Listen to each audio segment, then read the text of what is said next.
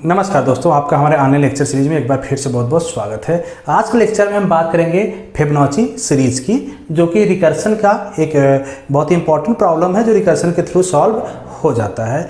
तो इसी को हम देखेंगे, डिफिनीशन भी देखेंगे इसका, साथ में इसको कैसे हम स्टैक के इम्प्लीमेंटेशन के साथ सॉल्व करते हैं उसको भी देखेंगे, और रिकर्सिव फंक्शन भी आपको बताएंगे कैसे रिकर्सिव फंक्शन यहाँ पे इजीली हम कंप्यूट कर सकते हैं। तो फिबोनाची सीरीज क्या होता है? Fibonacci series usually denoted by 0, 1, 1, 2, 3, 5, 8, 13। आपको देखने में थोड़ा सा नंबर लग रहा होगा कि किस सीक्वेंस में नंबर जा रहा है, फिलहाल आपको शायद पता होगा, लेकिन पता नहीं है तो आपको मैं बता दूं। यहाँ पे जल्दी क्या होता है कि जब आपका फिबोनाची सीरीज होता है वहाँ पे स्टार्ट में 0 और 1 यहाँ पे हम प्रिंट कर लेते हैं।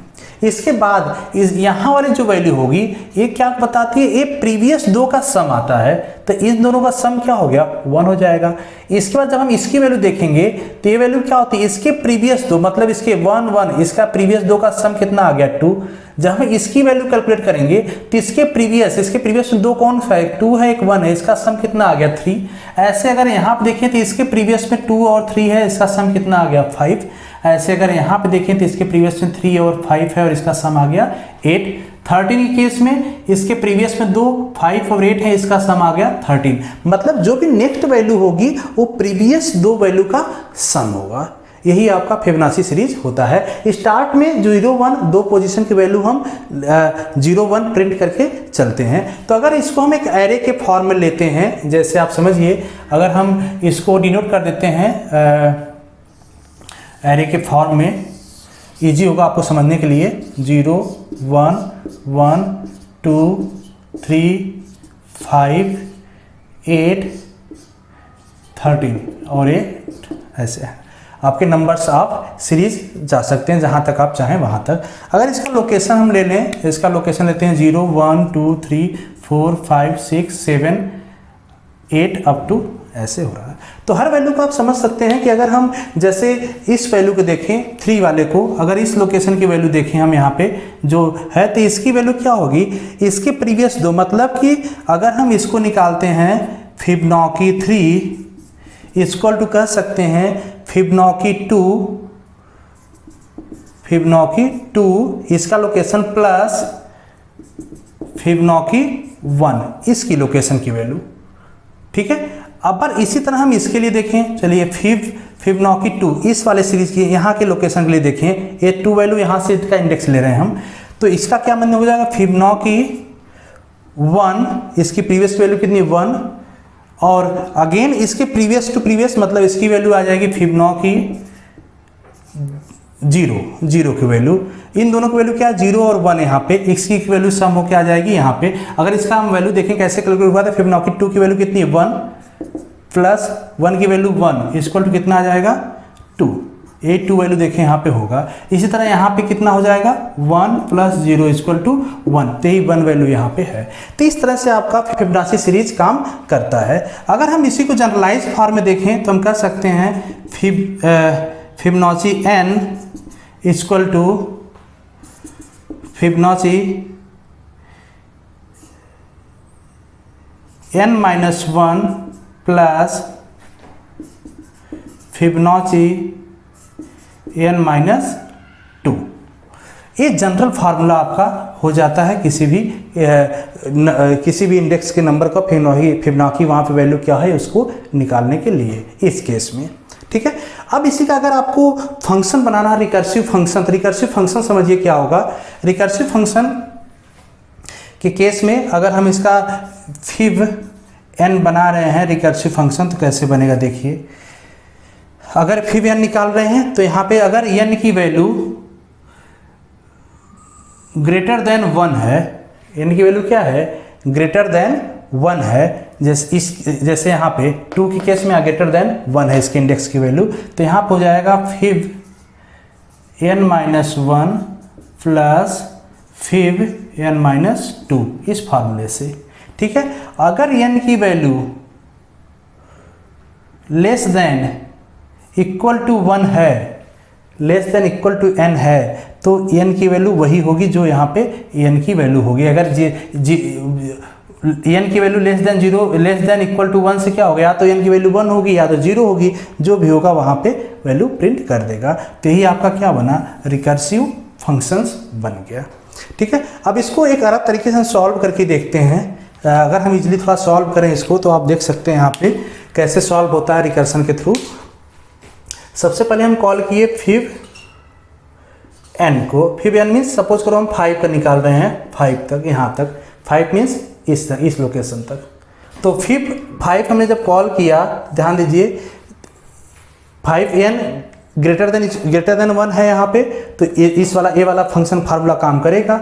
मतलब एक तो हो जाएगा आपका फिब 4 एंड फिब 3 इन होगा। अगर n-1 करते हैं तो 4, n-2 करते हैं 3, इसको कॉल कर लिया।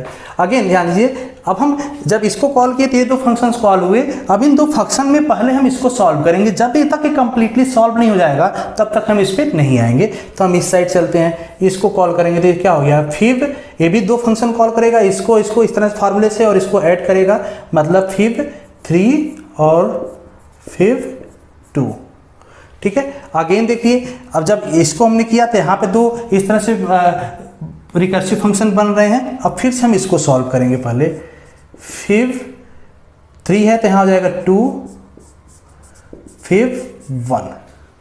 ठीक है, अब ध्यान दीजिए फिब 1, फिब 2, यहाँ पे 2 है, फिब 2 को हम फिर से सॉल्व करेंगे तो क्या हो जाएगा, फिब 1 एंड फिब 0। समझ रहे हैं आप। अब इसके साथ ही अब देखिए फिब 1 मतलब कि n की वैल्यू इक्वल टू 1 हो गया यहाँ पे। तो अब एक टर्मिनेशन केस पे आ गया, इसके आगे फर्दर जनरलाइज नहीं होगा। इसकी वैल्यू कितनी आ जाएगी यहाँ पे, इसकी वैल्यू अगर आपका 1 है तो यहाँ पे आ जाएगी 1, अगर यहाँ पे 0 है तो 0 केस में 0 आ जाएगी यहाँ पे 0। तो ये सॉल्व हो गया। इसके बाद फिर इसको सॉल्व करेगा।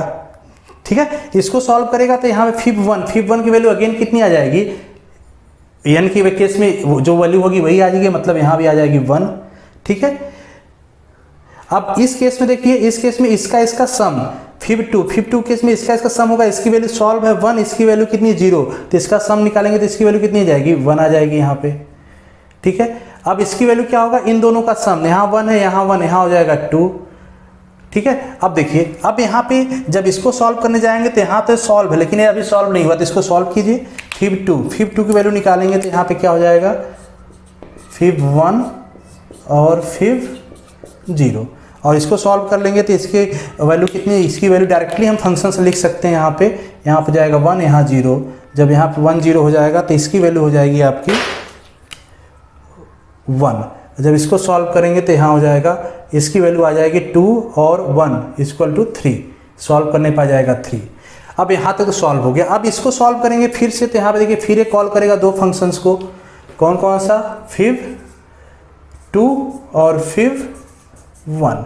फिब 2 सॉल्व करेंगे तो फिब 1 और फिब 0। फिब आपका फंक्शंस है यहाँ पे, फिब जो ये 5 भी हम ले रहे हैं। अब इसको देखिए, इसकी एक वैल्यू तो आपको यहीं से मिल जाएगी। इसकी वैल्यू n मतलब n के केस में जो यहाँ पे वैल्यू पास हो रहा है, तो 1 पास हो रहा तो 1, 0 पास हो रहा तो 0। तो इन दोनों का सम इसकी वैल्यू हो जाएगी, मतलब यहाँ हो जाएगा 1। और यहाँ पे क्या है, फिब 1 की वैल्यू आप इजीली ले सकते हैं, 1 है, यहाँ पे 1 हो जाएगा। फिब 3 की वैल्यू 1 + 1 हो जाएगा, 2 हो जाएगा। अब इसके बाद जब हम इसकी वैल्यू फाइनल सॉल्व कर रहे हैं तो देखिए इसकी वैल्यू, इसका सम प्लस इसका, इन दोनों का सम होगा 3 + 2 = 5। तो आप देखेंगे कि इस लोकेशन पे 5 लोकेशन पे आपका 5 वैल्यू होगा यहाँ पे, तो 5 वैल्यू यहाँ पे है। तो इस तरह से फंक्शंस काम करता है। कैसे हम इसको कॉलिंग किस सीक्वेंस में होता है, कॉलिंग देख लीजिए। सबसे पहले एक कॉल होगा, सेकेंड नंबर पे एक कॉल होगा, थर्ड नंबर पे एक कॉल होगा, फोर्थ नंबर पे फिफ्थ पे एक कॉल हो रहा है, 6 नंबर पे एक कॉल होगा। ठीक है, इसके बाद 7th पे एक कॉल होगा, 8th नंबर पे इसकी कॉलिंग होगी, 9 नंबर पे एक कॉल होगा, 10 एक कॉल हुआ। इसके बाद 11 इसकी कॉलिंग हुई, 12 नंबर पे इसकी कॉलिंग हुई, 13 नंबर पे इसकी कॉलिंग, 14 नंबर पे इसकी कॉलिंग, 15 नंबर पे इसकी कॉलिंग। तो टोटल नंबर ऑफ कॉल कितने हो गए, 15 कॉल यहाँ पे हुए।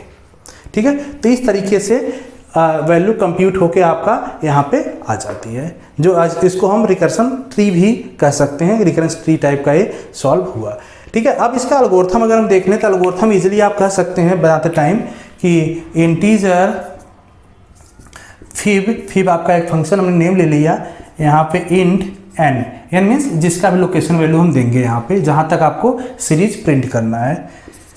If n is less than equal to 1 return n, इन हो रहा है यहाँ पे लेस देन इक्वल टू 1 है तो रिटर्न क्या करेगा n, एल्स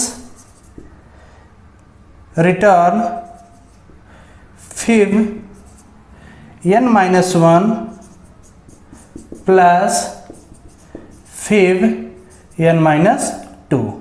किस केस में? जब आपका ये वाला n की वैल्यू 1 से ग्रेटर होगा। तो सिंपली आपका यही हो गया एल्गोरिथम्स इसके केस में। अब आपको स्टैक इम्प्लीमेंटेशन भी समझ में आ जाना चाहिए। स्टैक इम्प्लीमेंटेशन में जैसा हमने बताया कि हमेशा हम एक स्टैक मेंटेन करेंगे। स्टैक मेंटेन करते टाइम देखिए क्या होगा, अगर हम यहाँ पे देख लेते हैं इसको, एक स्टैक मेंटेन होगा, ठीक है। सबसे पहला कौन सा फंक्शन आया? फिब आया आपका 5। फिब 5 के बाद जब यहाँ पे वैल्यू कॉल करेगी तो ध्यान दीजिए -1 यहाँ पे -2, मतलब दो फंक्शन आ जाएंगे, फिब 4 और फिब 3। आप स्ट्रिंग में भी देख सकते हैं, 5 को जो हमने कॉल किया तो 4 और 3 आ गए। अब इसके बाद जब हम 4 को कॉल करेंगे तो फिर से 3 आएगा, 3 ऑलरेडी यहाँ कंप्यूटर है। इसके बाद 2 भी आएगा तो फिर 2। आप देखिए ना, जैसे 4 को हमने लिया तो यहाँ पे 3 आएगा, 2 आएगा, 3 तो ऑलरेडी यहाँ पे है, ठीक है। तो हम इसको केवल 2 एंट्री कर लेंगे यहाँ पे। इसके बाद फिर 1 फिर 0, इस तरह से स्टैक में हम इसको पुट कर लेंगे। अब देखिए जब हम इसको सॉल्व करेंगे, आप समझिएगा, जब फिब 5 को सॉल्व करेंगे तो इसको सॉल्व करने में किसकी जरूरत पड़ेगी? एक तो फिब 4 की और फिब 3 की। आप ट्री में भी देख सकते हैं यहाँ पे। इसी तरह से जब हम फिब 4 को सॉल्व करेंगे तो इसको सॉल्व करते टाइम एक तो फिब 2 की जरूरत पड़ेगी, फिब 3 की जरूरत पड़ेगी। जब हम इसको सॉल्व करेंगे फिब 9 के 3 को, इस वाली की वैल्यू को, तो इसको सॉल्व करने में आपको किसकी जरूरत पड़ेगी? फिब 1 की और फिब 2 की। अब जब इसको फिब 2 को सॉल्व करेंगे तो इसको सॉल्व करने में जरूरत पड़ेगी फिब 1 को और फिब 0 का, ठीक है। और इसके बाद फिब 9 की 1 के टाइम जब 1 वैल्यू होगी तो इसकी सॉल्व वैल्यू आ जाएगी, यहाँ पे 1 ही आ जाएगी, यहाँ पे 0 आ जाएगी, जो भी उसकी वैल्यू होगी। तो इस तरीके से सॉल्व आपका इजीली हो जाएगा स्टैक इम्प्लीमेंटेशन के थ्रू। तो होप सो आपको कंप्लीटली समझ में आ गया होगा कि फिबोनाची सीरीज कैसे हम स्टैक के थ्रू इम्प्लीमेंट करते हैं और उसका रिकर्सिव फंक्शन कैसे बनाते हैं और उसको कैसे हम सॉल्व करते हैं। तो आज के लिए इतना ही करते हैं। नेक्स्ट लेक्चर में सबसे इंपॉर्टेंट टॉपिक जो स्टैक एप्लीकेशन का होता है, टावर ऑफ हेनरी, इसको बहुत डिटेल में समझेंगे हम। तो मूव करते हैं हम टावर ऑफ हेनरी पे। Thank you so much.